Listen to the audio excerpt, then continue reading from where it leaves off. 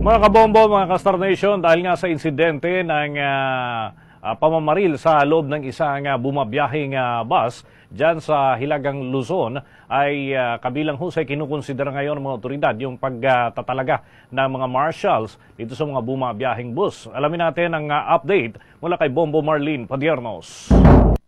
Tama ka dyan, Bombo Dennis. Kinokonsidera na Philippine National Police ang muling pagpapakalat ng bus marshal o bus marshal sa mga bus at bus terminal sa iba't ibang bahagi ng ating bansa.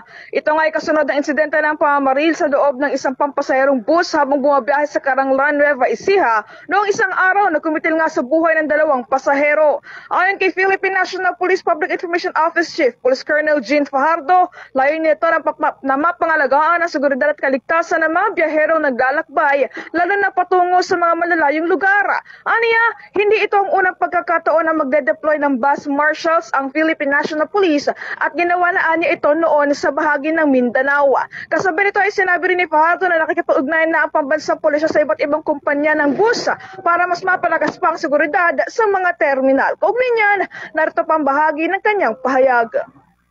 Before po kasi nung may mga insidente po tayong naitala na involving dyan po sa mga bus terminal at mismong sa mga bus na nagbabiyahe, particularly doon sa bandang Mindanao, nagkakaroon po tayo ng mga insidente dyan, ay naglagay po tayo ng mga bus marshal. So titignan po natin ito kung pwede po natin na ibalik yan as part ng ating police intervention na maglagay po tayo ng mga bus marshals, particularly yung sa mga bus po na nagbabiyahe po ng malayuan po.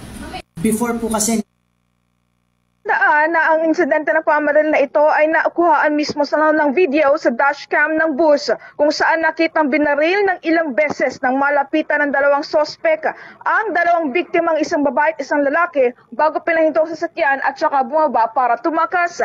Sa kanya nagpapatuloy pa rin ang sinasabing investigasyon ng mga otoridad ukol sa nasabing pangyayari. Sa Bombo Network News, ako po si Bombo Marlene Padiernos, nag-uulat para sa #1 and most trusted radio network in the country, Bombo Radio Philippines, Basta Radio. Bombo!